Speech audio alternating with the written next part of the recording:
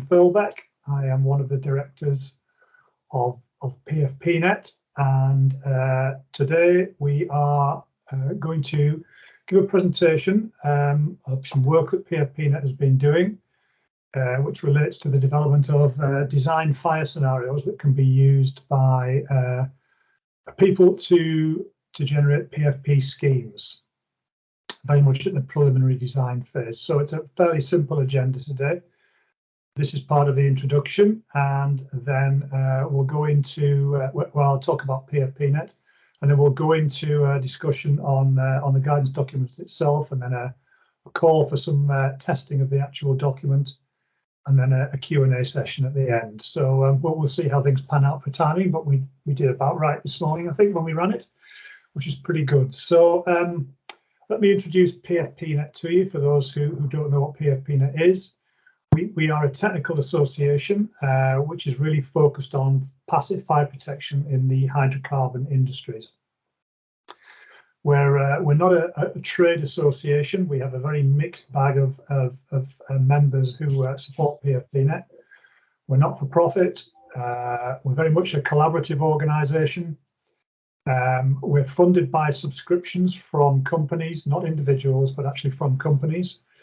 And those member companies are served by a steering committee, from which is made up of some members.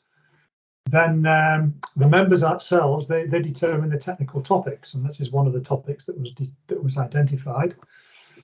We pull together committees and we supervise the development of those outputs for the members, and we often use subcontracts to deliver those outputs as well. So this is the current membership of PFPNet. As you can see, we have operators, we have consultants, we have testing organisations, application contractors, and a lot of the suppliers themselves who are very good supporters of PFPNet. So if you want to join PFPNet, drop me a line. My email is at the end of this presentation as well. The more people we have involved, the better. So what do we do? Well, we, as defined by the members, produce guidance documents and position statements, model specifications. Something we're working with at the moment is standards development, and I'm pleased to say we've got one of our standards related to fire protection of valve fire protection systems currently with UL for incorporation within UL 1709, and we have another one which is related to high heat flux jet fires, which is just about to has just gone to the ISO standards committee to be incorporated as part of the jet fire resistance standard as well. So you know, what will be hopefully quite important documents. As well as that, we're running training and accreditation now on inspection, and currently, or soon to be, hopefully, on the application side of PFP. And we support that with technical conferences and seminars, of which this is one. So this particular project is the Design Fires project, and it came about from a request from the PFPNet members to try and develop a method for quickly making an assessment of a PFP specification for a facility when we only have limited information. So that may very well be at a pre-concept or even a concept stage where we need a quick answer as to what the PFP is likely to be. And very much in line with all of the work that we do, the members identify this topic, we form a subcommittee of our members, we develop the scope of work, we look for people to do the work. We may bid it, or we may single source it if we feel somebody is appropriate to help us with the work. We give a contract out. We then oversee the development of that work, and in many cases we contribute to that work with the expertise within the PFPNet group.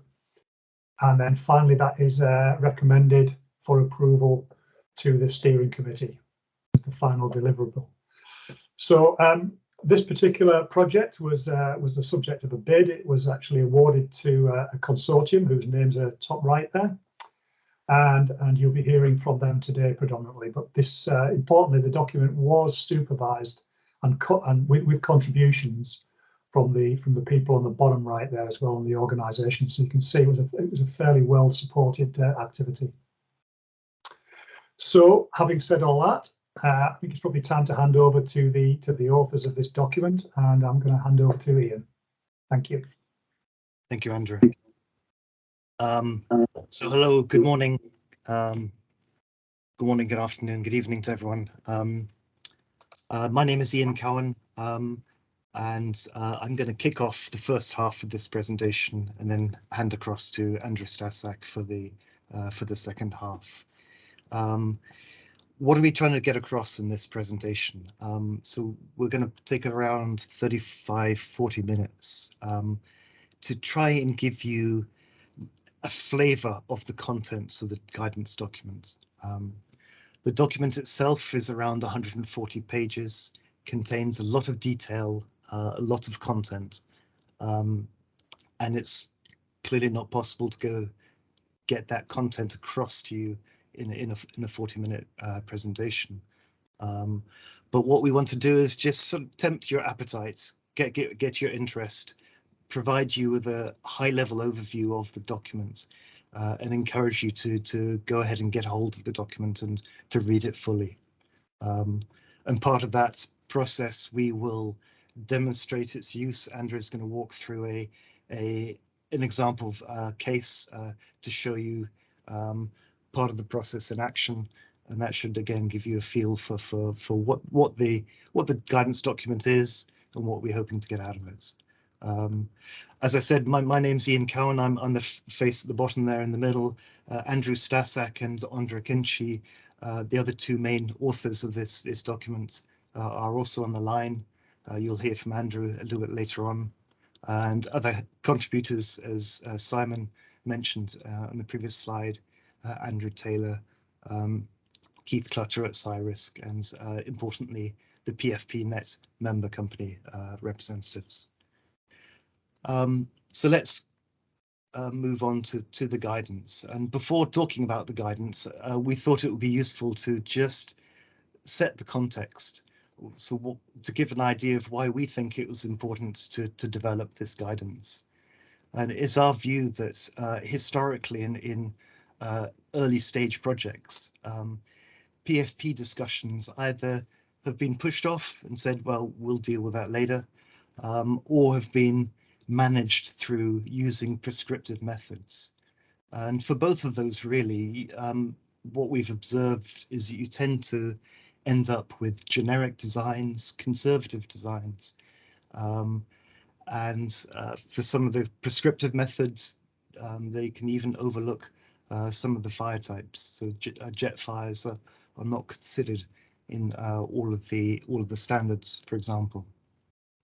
So taking either of those approaches, one can end up with conservative specifications and, to a certain extent, PFP as an afterthought rather than a considered design for your particular facility. And essentially, it's our view that the earlier that we can get information about PFP requirements into the project, then the earlier that the project can actually influence its design and take advantage of that knowledge, and therefore deploy resources, deploy resources more effectively, reduce cost, hopefully, improve layout, etc. The other observation we have is that in the last couple of decades, with the increase in use of risk-based fire risk assessments, we've gained an awful lot more knowledge and awareness of the risks that fires pose to facilities and the need and the ways of protecting against those.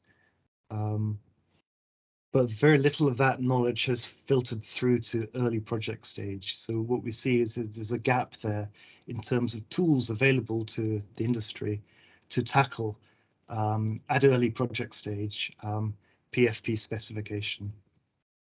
And furthermore, of the tools that are out there, for example, there's a literature review in the back of the guidance document, review that Ondra put together, and part of that literature review, Ondra's provided commentary against some of those standards and particularly highlighted areas where there are significant gaps in those standards or even contradictions in how they apply. So essentially, to answer the question at the top, we think that the reason for developing this guidance is we believe that the more knowledge that we can get into a project at early stage, then the better the decision making is going to be. So to encapsulate then our sort of mission statement for this guidance document is this paragraph at the top here. What we wanted to do was to provide practical guidance on how to make an initial risk-based PFP specification for a petrochemical facility based on a generic set of fire risk scenarios. Now, some key aspects of this document, or I might say some constraints, were as follows. First up, we wanted you to be able to apply this without resorting to lengthy detailed calculations. We decided this is going to be a risk-based approach based on generic fire data. And what we really wanted to do was link in the PFP requirements for your facility to the actual design that you intend for your facility. So it's not going to be a generic PFP requirements, it's tailored to your particular facility.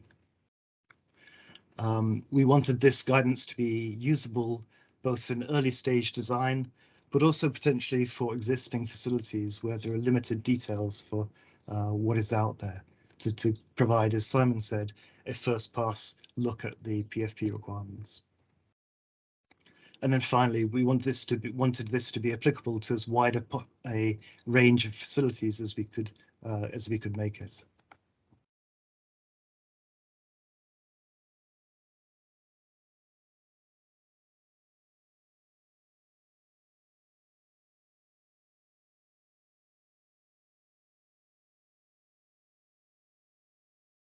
Ian, if you can hear me, you're on mute. We lost your audio. Oh, I'm sorry. Is that sorry? Apologies. I don't know how. Yeah. Okay. So before going on to talk about the guidance in detail, we thought it'd be useful to talk about what the guidance is not. So the guidance is not a replacement for regulatory requirements, prescriptive requirements. Clearly, you still need to follow those. But it's also not a replacement for the detailed fire risk and structural assessments that might be carried out at feed stage or later on at detailed design stage. Those assessments will clearly use up-to-date, more detail than is available at early project stage. And this activity doesn't replace those. It's answering a different question, really. Furthermore, it doesn't replace the input that you will still need from experienced fire and structural engineers. Indeed, to apply the guidance effectively, you may still be seeking advice from fire and structural engineers over some of the inputs that you take towards applying the guidance. And then finally, at the bottom there, it's not going to give you a automatic recipe for what your fire protection requirements should be. It's not going to tell you what risk thresholds you need to use in your projects. You still need to make those decisions based on your company philosophies and your project philosophies. So let's talk about the guidance document itself then. The document breaks down into roughly 3 main parts. The first part provides an introduction to the document and sets out the scope of the document so that users, when they use it, can be pretty clear that they're using it for the right reasons. The guidance itself, the second part, is the real meat of the document. For that, it's designed to be a very practical set of steps that you can follow. It's broken down into sections. The first sections talk about design fire curves. We have some slides in a moment that we're going to walk through that will explain what those are. It then provides a methodology that you can follow with flowcharts. Again, Andrew is going to go through those in a few minutes' time. And it also includes a set of examples, worked examples, so that you can see the guidance being used in action. And then at the end of that section, it also talks about provides some simple guidance on how you might use that information to go away and select your PFP requirements. So that's the second part, the main bit of the guidance. The third part is probably the longest part of the document, and is a set of appendices. As well as a set of tables, there are also detailed notes and information there about fire hazards, about all of the steps that are required in assessing the fire hazards, the decisions that you need to make, so the purpose of that really is to ensure that when users are following the guidance in the second part there, that they are fully informed in all of the decisions that they are making. They understand what they're doing and understand the inputs that they're using within the guidance. It also includes the literature review that I mentioned earlier. So let's move on to the methodology. There is an awful lot of detail in the document, as I mentioned before. I'm just going to cherry pick a few bits and pieces from that to show you here. If you really want to get into under the bonnet and to get into the detail, then I'm afraid you'll need to just get a hold of the copy of the document and read it through. But here I'm just trying to give you a flavour of some of the details of the methodology. So to answer the goal, we needed to be able to cope with a fairly long list of variables. So we'll, again, remembering we're trying to cover fire types across multiple different types of facility.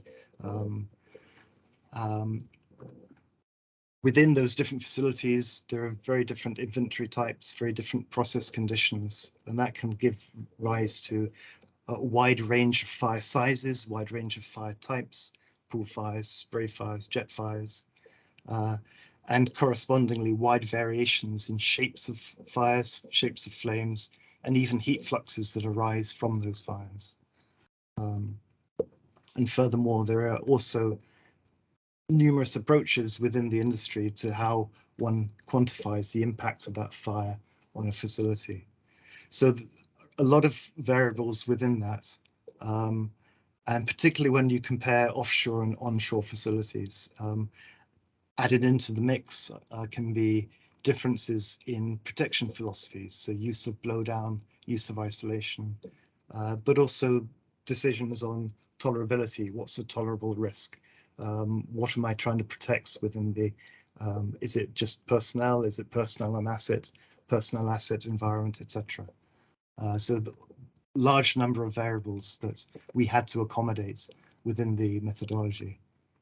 And to do this, essentially after discussion internally with the PFPNet members, we developed the following risk-based approach. So we started off with a set of sample facilities for which we had already detailed fire risk assessment, FRA data from feed stage or detailed design stage. So that gave us a database of fire data that we could draw upon. We then took that data and we started to classify it by facility type. So clearly we were trying to identify facilities that behaved, that would have fires that behave in a similar manner to each other. Within a facility, of course, there are different module types, and those module types will have different inventory types as well. So we broke each of those facility types down into modules, and again looked for commonality between different types of modules. And I'm going to go into that in a little bit more detail in a later slide. Once we had done that, we then, from that database of facilities, we extracted fire size information from the risk studies. And we extracted fire size as a function of time, but also at 3 tolerability frequencies. And we'll talk a bit more about the tolerability frequency a little later on. But for those who are used to FRA studies, essentially what we looked at was exceedance curves of fire size as a function of time. Armed with that data, we could then start to make some sense of the fire data. We could start grouping data together and to start generate fire curves. And yet again, I'm going to show some of that in a moment.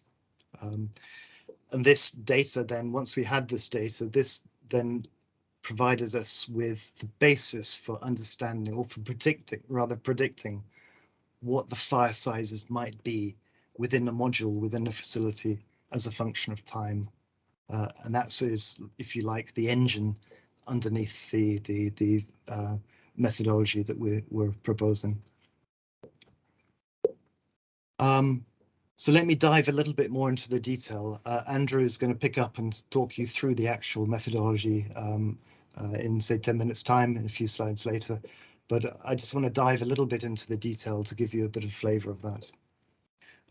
So this slide is very busy. There's a lot of text on that, but really all I want you to take away from that is the contents of the table.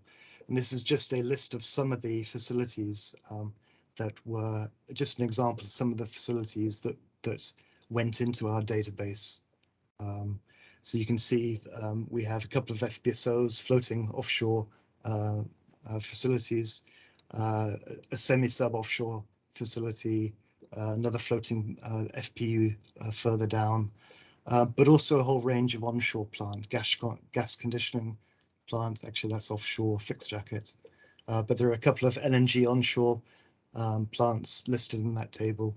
There are a couple of petrochemical chemical plants listed in that table. So essentially, in total, we had, I think, 23 different facilities representing hundreds of different process modules, hundreds of thousands of different fire scenarios that we could draw upon for our database.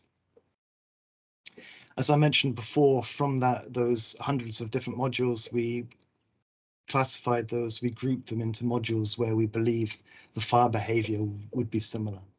And essentially that broke down into three main facility types, offshore and onshore. Reason for that is we figured that module shapes, module sizes, congestion levels are very different offshore compared to onshore. Offshore, where real estate is more valuable, equipment tends to be packed closer together.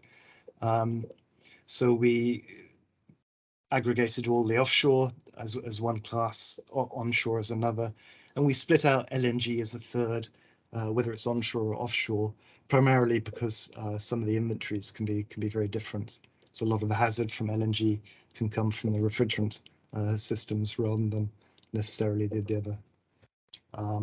Within the facility, so let's taking offshore as an example, we further subdivided that into fixed platforms, floating platforms, and within those we picked out production modules as having one kind of representation of fire events, and compression modules included, which contain typically high pressure gas compressors. They can lead to high pressure gas jets, vapor jets, jet fires, which have a different behavior to fires within typical production modules. So again, we categorize those as different types.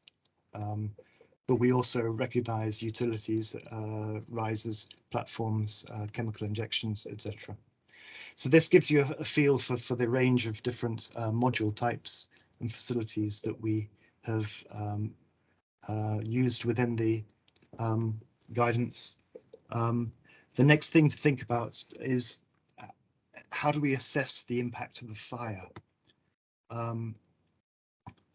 For this guidance document, we decided the following. We decided that we would look at the flame size of the fire. In other words, its ability to impact directly, to impact with flame directly onto a target, with high heat flux flame directly onto a target. So flame size is important because that tells you given the separation distance between an inventory and a target, the flame size tells you whether that target can be engulfed by the flame or is outside of the flame.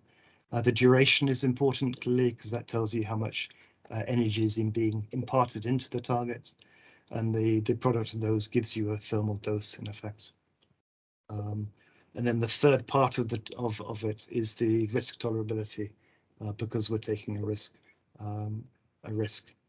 approach. In other words, the frequency of occurrence of that flame size. So as I mentioned just a moment ago, so together all this information provides us with a risk-based method for identifying the locations around the inventory within a module that could be subjected to a significant thermal dose, and therefore could be at risk of failure.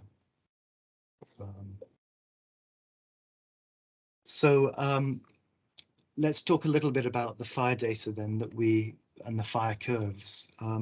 So I mentioned before that we had extracted fire curve data from all of the sample fire risk assessments that were conducted. This chart at the top right gives you an illustration of a early set of congregation of some of the data from a few facilities. Each curve is plotting fire size on the vertical axis as a function of time, and each curve corresponds to a different process module within a different facility. And one can see that as the inventory depressurizes, either due to blowdown or due to just loss of inventory due to the leak, the pressure in the inventory reduces, the fire size reduces as a function of time. But one can also see is there's a lot of scattering there. Some of that scatter was removed, including from this picture here, by separating out pool fires from jet fires, because it's our observation that they behave very differently. But the remaining scatter that's present is not an error, it's a real effect. It's just the inherent variation in fire behavior that you'd expect to see across a wide range of facility designs and facility types. We've reduced this scatter a little bit by classifying by facility type and by module type, but there's still left over a residual scatter in the data. And that scatter you can plot in terms of an envelope, in terms of confidence intervals. And that's what we've done in this chart at the bottom. You can take the average behavior, which is what this sort of pale yellow curve in the center is providing. But the scatter on either side of that curve, depending on the confidence level that you want to apply, you can form an envelope around that. So the way we dealt with this then was to pick out, first of all, to pick out the average curve. That's how we'd expect a typical module to behave. But we then also picked out curves at high level and lower level, because these represent curves at higher and lower confidence levels. And these are what we refer to as the fired scenario curves. And I'm going to show an example of those in just a moment. Yeah, okay. So, but before I move on to actually just showing an example of them, I just want to give you a bit of a snapshot of some of the data that's in the guidance document. So I've talked a lot about the different modules, about the different modules we've chosen, the different facility types. This slide and the following slide just give you an indication of how much support there is within the document to help you understand what we mean by each of these terms, and to help the user when they're using this document to make the correct selection for their particular analysis. So coming back to the scenario curves, here's an example taken directly from the guidance documents. We've got a chart at the bottom, and then we've got the same data tabulated underneath. And what we're plotting here, what we're looking at here, is data for a production module for an offshore floating facility. Furthermore, we're looking at jet fires. So this is just focusing on jet fires, spray fires, and we're looking at fires that can impact upon a target with a frequency of 10 to the minus 5. There are corresponding pictures for the other frequencies, and of course for all the other different module types, as well as for pool fires. What we see here is the average curve that I talked about just a moment ago, and then we see a curve above it and a curve below it. Curve above it is for higher fire sizes, is more conservative. Curve below it is smaller fire sizes, less conservative. The way we have labeled those is average for the one in the middle, but then we've tried to compress all of the other variables into a complexity factor. What do we mean by complexity factor? So complexity really is our single parameter that we are using to classify overall the fire risk. Now, what's the magnitude of the fire risk? Is it a typical risk, or is it a particularly large module with lots of equipment? Or indeed, am I for this project applying a much more conservative design approach, in which case one would classify it as complex. Alternatively, if it's a very simple module, a much smaller module, then you might go for the simpler. But that's essentially how we try and deal with the remaining variables. So I've spoken a little bit longer than I should have, but given you hopefully a brief picture of the engine that underpins the guidance. Andrew's now going to pick up the story and show you the guidance in action and take it from there. Morning, afternoon. I'm going to run through some of this pretty fast, but the goal is to give you a flavor of how all this works. Ian kind of laid the background on all the data that we went through and everything we processed and all the information that's available within the document. And then the goal then is, okay, how do we wrap that into something that we can give that people in industry can use, a process that you can step through. So we packaged that up into basically two major decision trees, one for offshore type facilities and one for onshore type facilities. And within this is kind of a yes or no, do you have this, do you have that, to walk you through step by step this process. LNG facilities might fall into either one of these, and the key is to capture nuanced things. You know, like for instance, between offshore and onshore, pool fires are very different when we talk about fires within the facility. And they're managed differently because there's different physical variations in layout, curbing, bunding, drain pans, all those things.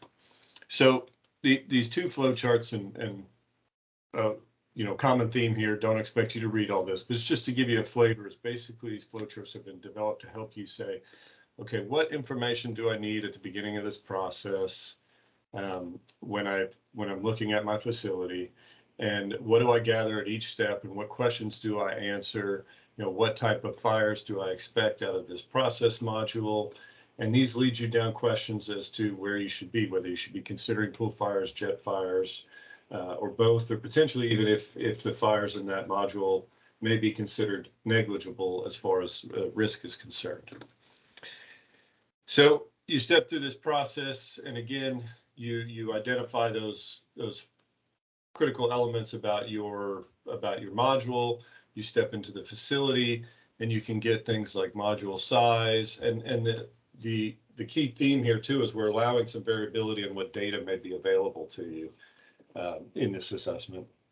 And you can walk through and you go in and identify the complexity, put some interaction based on the size of the module, things like decking, containment that I mentioned earlier, risk approach, isolation, philosophies. And these don't necessarily have to, we've incorporated things that are maybe considered in people's mind as detailed, but we're considering them as philosophies and elements that are expected to be in a design or not expected to be in a design.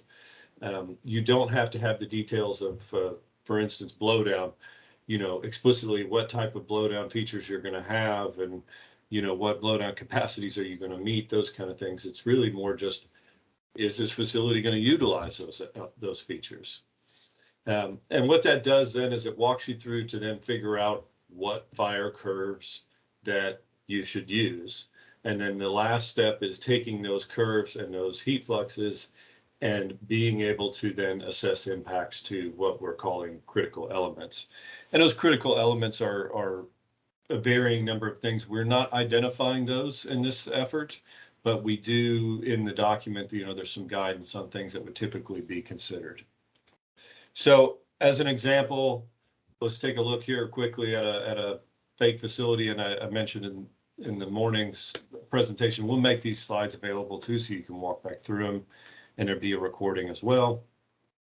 So let's take a fake FPU deck here, and we look and say, the project has identified some key elements for design. So a 10 to the -4 risk for key structural elements, and a 10 to the -5. So, a little basically more risk adverse for emergency elements like the lifeboats. And the project has identified a 20-minute endurance time for basically both those elements. So they're basically, and we're just giving a little hint, note here, it's about an average level of design conservatism applied, as we would see in a facility. So we take a look at this layout and we grab two of the modules here, and we look at two production modules, production 1 and production 2. We see different sizes, different types of equipment in each one. And then we can look at a couple of, in yellow here, we can see a couple of elements, critical elements here that have been identified. So emergency systems like lifeboat, backup generation, and then some structural elements like vessel supports and major structural components. So we can go in, look at the modules themselves and some of the inventories we'd expect from that. In production 1, we have plated decking, we have curbing, we have separation vessels in here. So as you walk through the decision trees, you'd come to the conclusion of, I need to be looking at jet fires and pool fires from these modules. When we look at production 2, we see separation, gas compression equipment, and this would lead you to, I'm going to look at jet fires only from this module as you step through the process. Then we can assess the complexity of each of these, and we look at, and Ian highlighted that table that kind of walks you through what you would consider as far as leading you to certain levels of complexity. And production 1 is more of a typical size, typical design elements, and it gets assigned an average complexity. And you look at production 2, it's a larger module, has multiple vessels, multiple major process equipment elements, is expected to have more complex piping and interconnectivity, and so this one then gets bumped up to a higher level in a complex. So you go through all that process, and then for those modules, then that leads you to, okay, what are my curves? And you go into the document and you grab your curves, and they're both graphical and tabular to make it very easy. And so based on your risk thresholds you've assigned, and in this example we've done 2. You might use a single value for the entire facility. It's really to allow some variability and effectively level of complexity that a project wants to evaluate.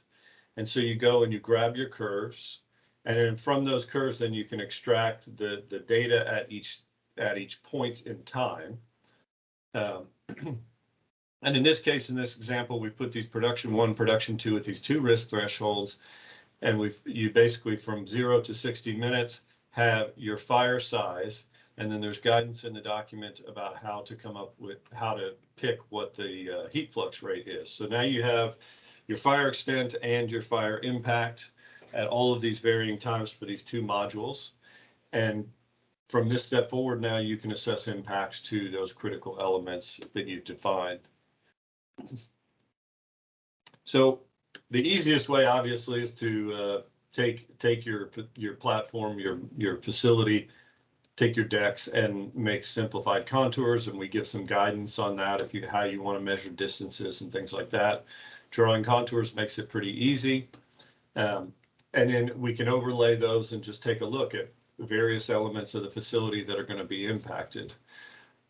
A point to note here is in this example here in the top right corner, we've laid the jet fires for both of these modules together. You could look at them individually from module to module. We do give some guidance on what happens if a you know, if an element, a critical element, is going to be impacted by more than one fire from more than one module. It's really kind of, there's some user interpretation there on what you'd like to do for those impacts, but we do give some guidance and some recommendations on that. So you overlay your contours, and then you can take a look at what fires and at what loads things are going to impact. And in the examples and in the document, there's 3 very detailed examples that are walked through in multiple pages in each step of the decision tree. And you can put together a simple table of impacts to those critical elements or things that you may want to protect. In these examples here, we've gone very specific with explicit elements within the facility, you know, structural support here, or a lifeboat there. These could be general terms. You could be just looking at areas. And a lot of that's going to depend on the phase that you are in design and the level of detail you have. But what you can then do is look at, okay, at my threshold, what are my exposure times at those, at each element, and then what you can go as far to look at endurance times for typical elements, and then determine what type of protection you may need for how long. And so this has basically helped you identify both the elements that need protection, the time they need protection, the type of fire they need protection from, and the type of thermal fluxes that we would expect them to be impacted by. And all of that is the information that then needs to go to develop a PFP, what we'll call specification or selection. So that's just kind of a quick walkthrough on an example. Like I said, the document contains 3 pretty detailed examples that go through every step and give a lot of background on different things and different thought processes. Ian mentioned several times, there's a lot of detail in here, that's not unintentional. It's because there's a lot to all the variability in fires and risk and things like that, and we wanted to make sure that the users were basically armed with enough information. And a lot of discussion went into with the PFP member contributors into kind of how this document lays out to give people make it clear and make it easy to use and read. And so there's been a number of iterations on the layout and things like that to kind of help this process make it as clear and concise as possible. So, and I implore everybody, as you get the opportunity, you know, everybody always wants to read the executive summary. I can raise my hand for that as well, but it's worth at least a good solid pass to go through everything. So that's kind of a high level quick, okay, how would you step through the process? I know I went through it quick. And then I'm going to open it back up to Simon to talk about kind of like what is the next steps in this process, and what are we trying to do here.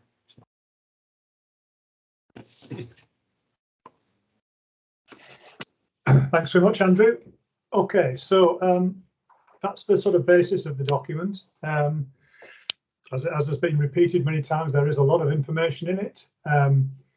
But the key thing is that we really have tried to reduce that down to something that's usable, that gives you that ability to do a very quick calculation of fire hazards to enable you to develop a PFP scheme. So, you know, reiterating what was said right at the start, it does not replace a detailed fire risk assessment or a detailed assessment, but it certainly gives you that first pass that you're looking for to make estimates on costs and weight and extent of PFP.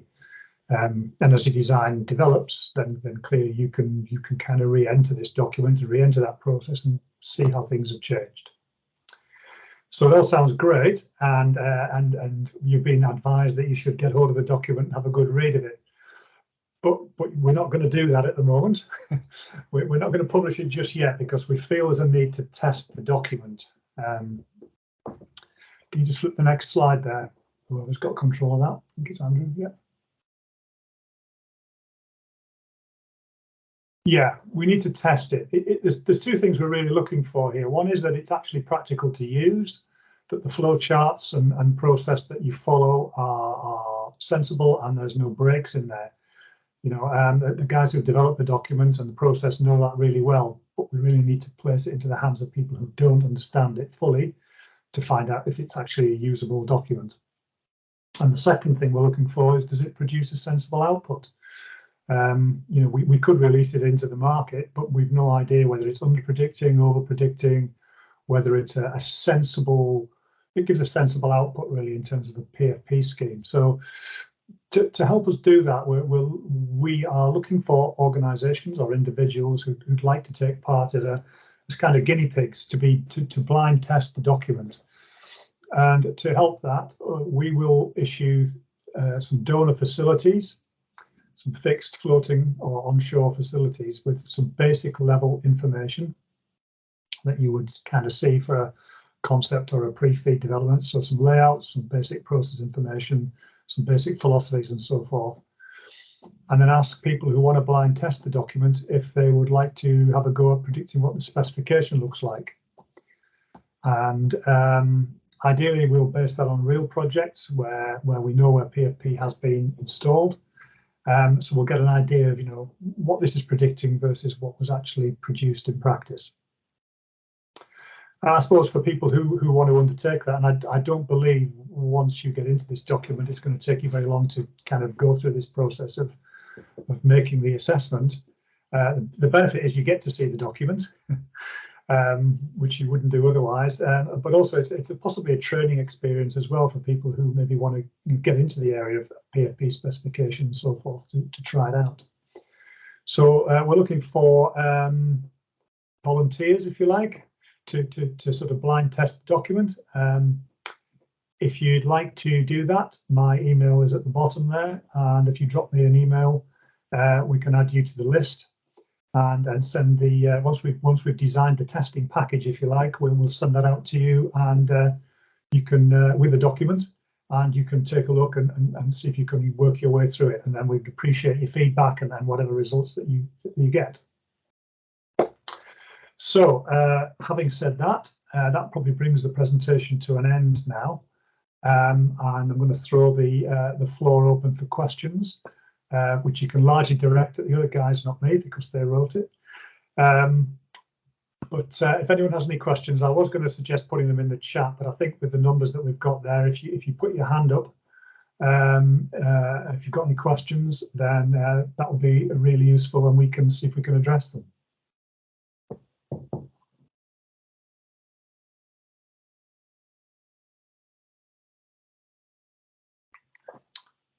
Chris. Yeah, just looking through the document. First of all, thanks very much for the presentation. It was very informative, and it was more of a learning type of thing that I joined today. But it looks very familiar. What I see offshore in a safety case, and the coma rigs being onshore. Is this document intended to support them regulations, or is it? Do you see this as replacing them?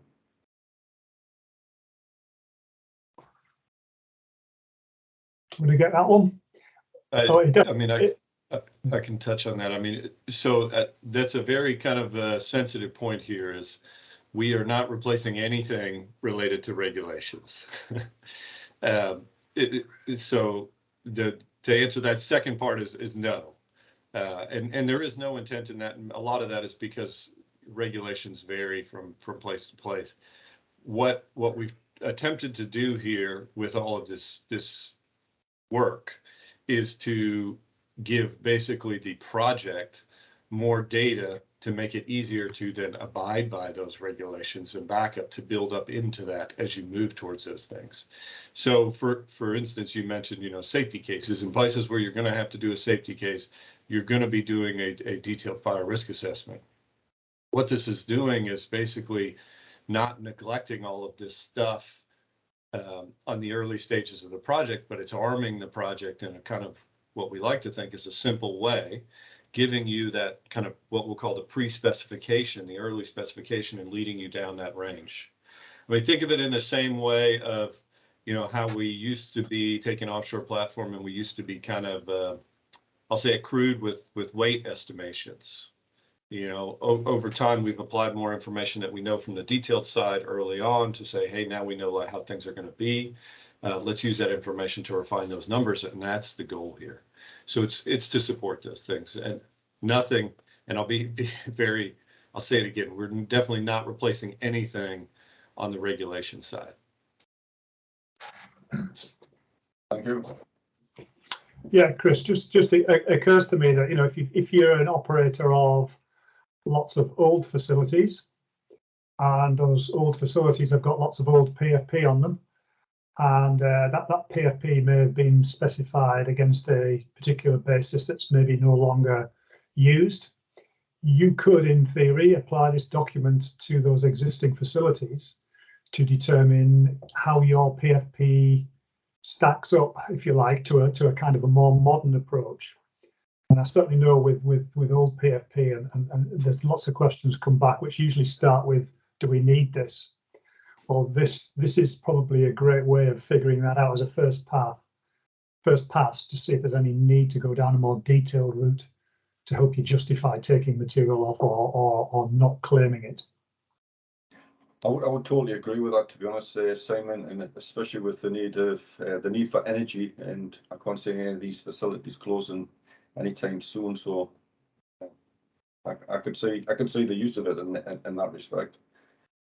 It very much did resemble the safety cases that I'm familiar with, the way it was laid out. And yeah, and I get that that's not by accident, I think, Chris. And essentially, we're trying to bring some of those tools from feed stage and detailed design stage, those later project tools, we're trying to bring those to pre-projects, and present information in a similar way, but with a different goal in mind.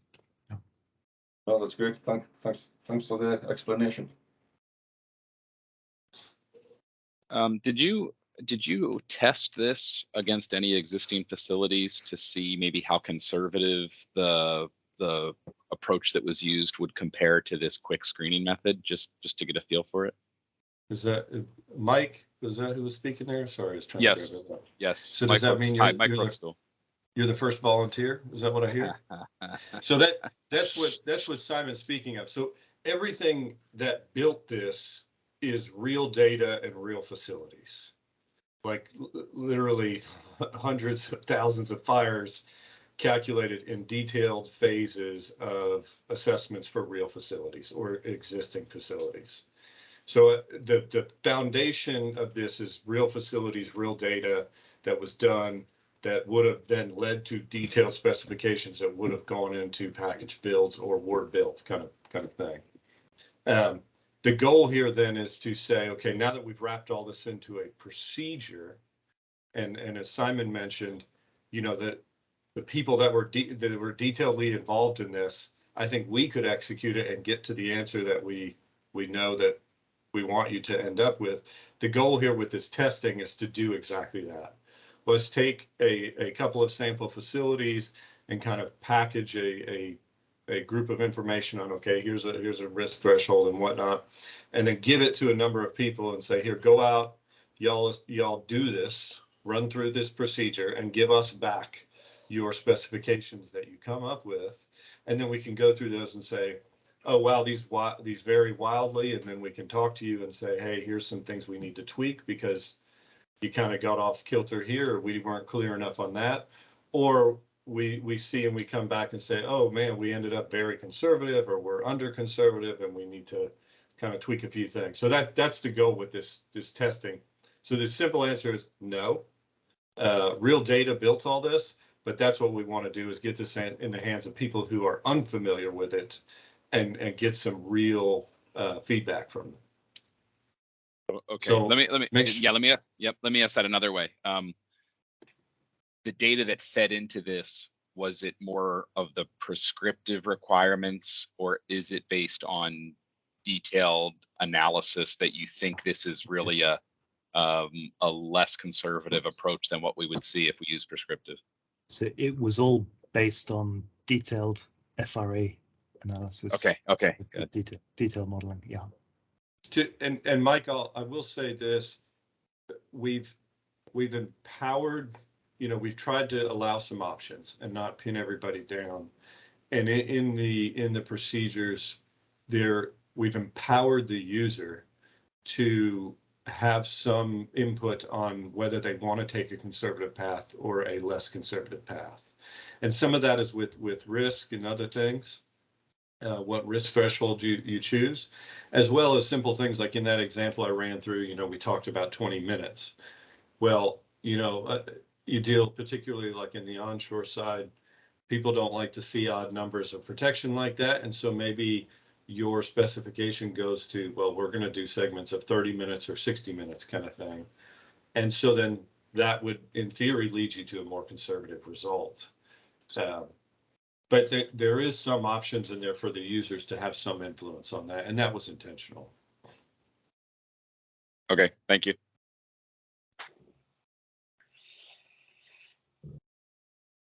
Okay, I think we're approaching the end here in terms of time, but if any more questions from anyone or any comments, or anyone want to stick their hand up and volunteer to test it?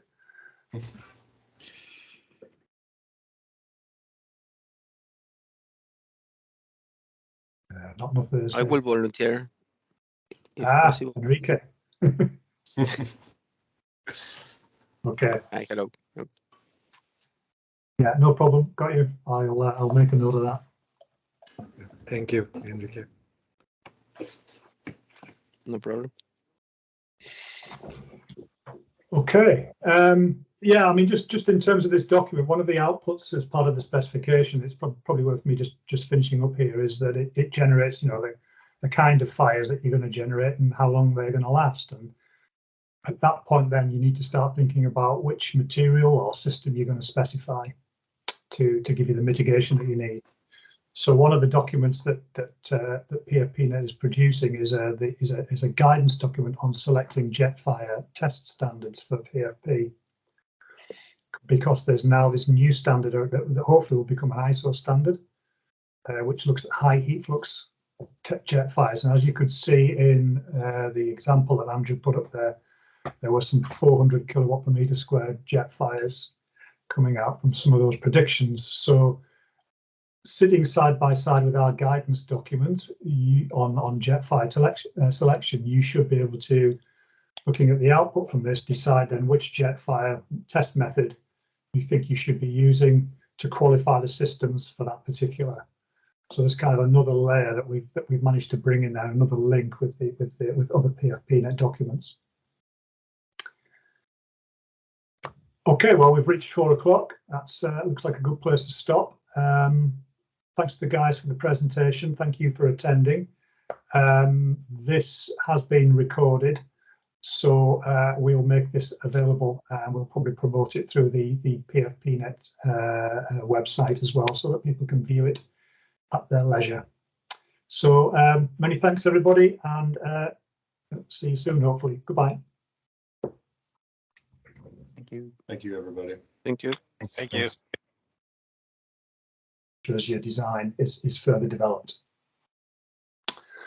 So having said that, I'm now going to open the floor to questions or any comments that you might have. We probably have a sufficient number on the call that we maybe don't need to do this in chat. So if anyone wants to ask a question, if they could stick their hand up and ask the question, that will be great. We can moderate that. So I'll throw the floor open to you.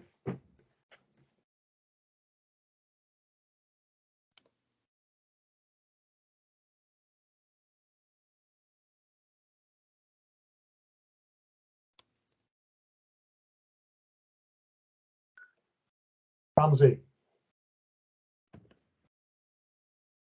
Hello, Simon. Hi, Ramsey. Ian.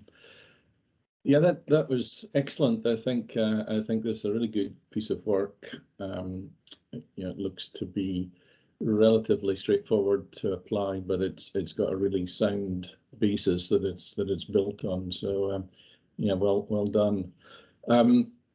I guess and Under will agree with this, that I seem to be becoming obsessed with terminology these days. So a question on your risk tolerability.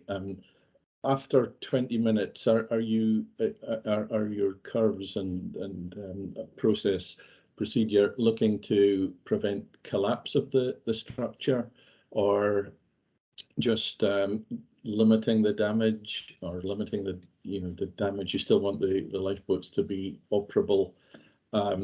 So basically, I'm moving towards terminology these days that the seismic people use. So near collapse limit state, so the probability of exceeding a near collapse limit state, or the probability of damage limitation, where you still want the structure or the equipment to operate after the hazardous event.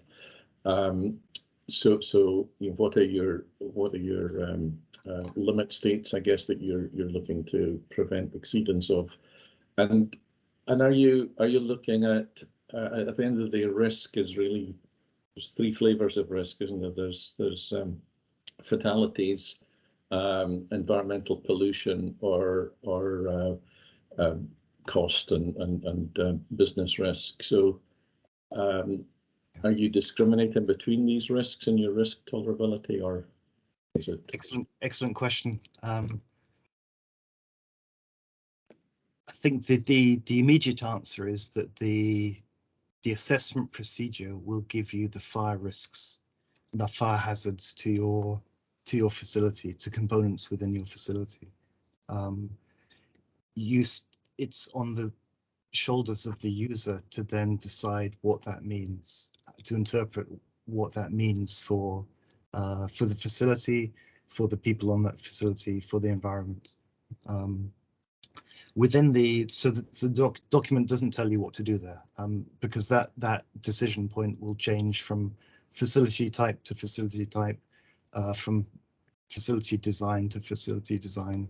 Those questions, those answers will be different. What the guidance document does do is it gives you the information to make that decision, and it also gives you some guidance on how you should take the choice of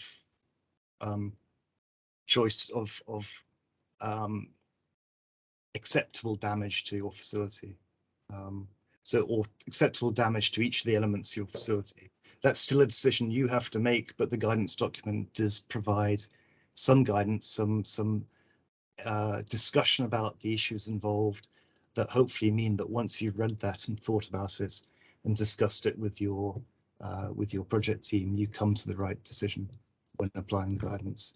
But essentially, the document, the methodology gives you the fire sizes. It guides you to choose the elements that you need to think about in terms of protecting, but it doesn't tell you how to protect them. You still have to make that decision. It doesn't tell you when you need to protect them.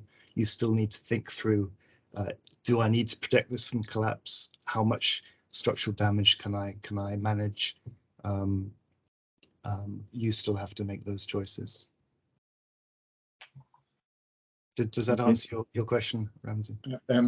Partly. I'll need to think about it. I'll maybe follow up in an email with you, Ian. But yeah, thanks for now. That was helpful. Yeah, I think it was kind of touched on in one of the slides, and the goal here is, we're not replacing your project's, fire or safety engineer, and we're not replacing your project's structural engineer as well. I mean, those people have to have input and answer some of these questions. And one thing we were very careful about is, we're not trying to specify what risk thresholds projects should take or use. There's so many elements that go into that, as well as some regulatory drivers depending on your location and your project type. And so we wanted to stay away from that. I mean, the goal here is to kind of restate what Ian was saying, is we're trying to work out and give you all of the information you need to help you make those decisions, as far as, okay, if I'm looking at a major structural element and I want to, I need to both protect it from collapse, but I also need, remaining performance from the system. Here are the impacts to that system. Then you have to use, either your specific information related to that system, as well as input from your project to say, this is then how I need to protect that system. And what we're trying to do is kind of put those two plugs together, so that you can bridge that gap.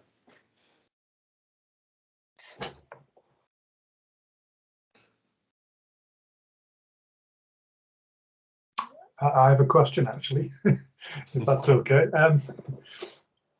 Just occurred to me, would more data and more examples refine the accuracy of the design curves that you developed, do you think, or do you think they're okay as they stand? Ian, jump in, but I mean, I think there's one thing that we realized when we went into all of this data and started digging in is there's a lot here. I mean, I think anybody who's been through this process knows that there are a lot of elements and influences, and more data is always a better thing. Yeah. And interesting enough, Simon, when I first woke up this morning at 2:15, one of the things that popped into my head that I think might be valuable, and I'm not saying it needs to go before this goes out, but as a supplement down the road, is it might be valuable to kind of put together a simple, here, we did put it in the document. There's kind of like, hey, if you wanted to add more data, you wanted to build your own special module or things like that, kind of some background on that. If somehow we could make a package of, hey, if you gave, if you put together this information, then it could be used to, expand the data or build a new curve or something like that. Because there's operators out there, there's owners out there who have data specific to a lot of certain facility types that the group may not have had access to, that they didn't want to share. But if they could effectively kind of make some of their own curves or data that could then be reprocessed into more curves or better curves, I think that's always the case. So yeah, absolutely great. Yeah. Okay. I think about kind of the frequency databases that are out there with the anonymous reporting features. Do you want to add incidents and things like that?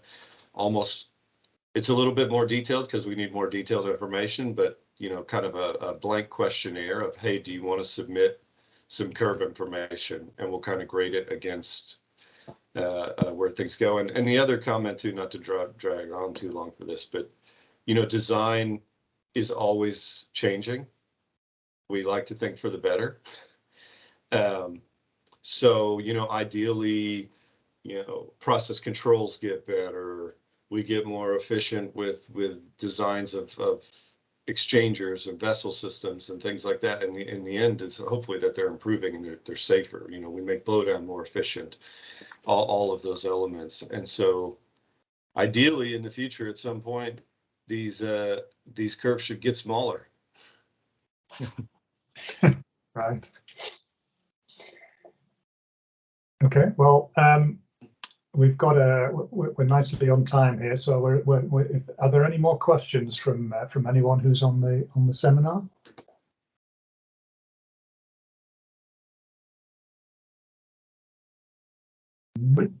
Just one more from me, son. Is there still the intention?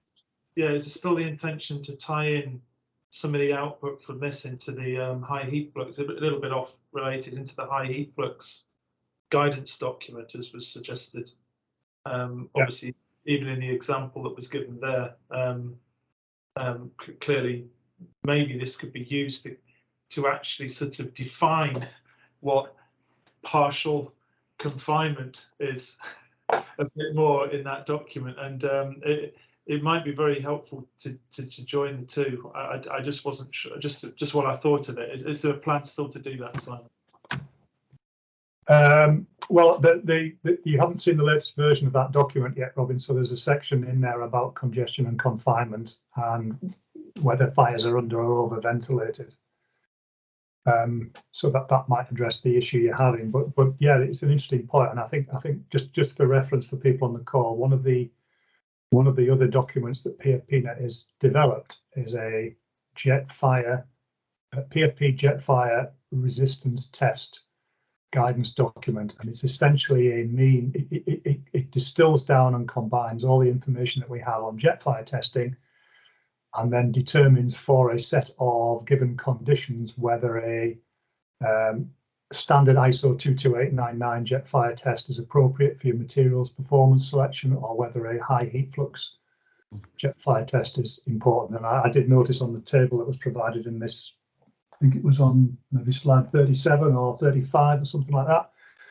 But it does kind of discriminate in terms of heat flux levels. So there is a link really between that document and this document.